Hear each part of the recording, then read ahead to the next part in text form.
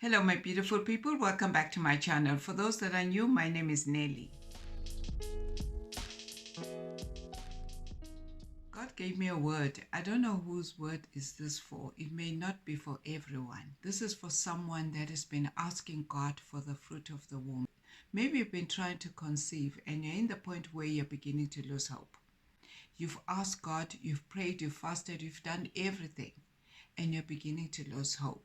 You've gone through a lot. Even people around you, including family members, are aware of the situation. God showed me a dream where I was sitting with this woman and I put my hands on her tummy and I said to her, "You are the chosen one." When I woke up, I asked God, "What is the meaning of this dream?" He took me to the story of Hannah. This was the message behind this dream. He said to me, "This person is someone like Hannah. This is a person that has lost hope, all hope. You are concerned, you tried fasting and you've tried everything, and it seems like God is silent. Even though you felt like God is silent, you still kept praying and you never gave up. You are the chosen one." It's normal for a person to lose hope, especially if you've been trying to conceive for a very long time. You would think that Hannah gave up. She never gave up by giving full ownership to God of her unborn child. Her faith made her have a vow with God that if God gives her a son, she will give it back to him. This is like faith. This is like crazy faith that kept her going.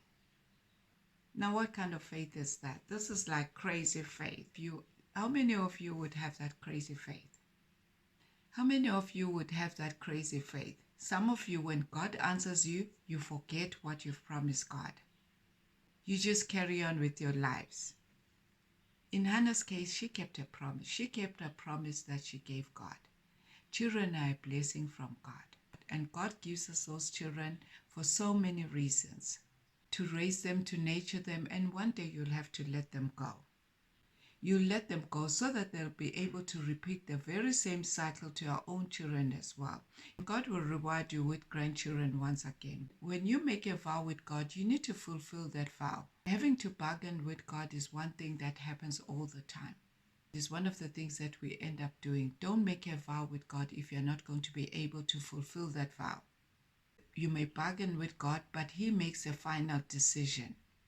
He makes that final decision whether you are going to have that child or not. It makes no sense at times, but sometimes you become angry with God. That why is He not answering your prayers? Everything has got its own timing. You just need to be patient. Sometimes it's very painful, especially if you have those in-laws that are going to be asking you when are they having their grandchildren. Even society contributes as well without even realizing how you're feeling, but everything has got its own timing. The good news here is God has chosen you to smile by answering your prayers so that you can know that He is God.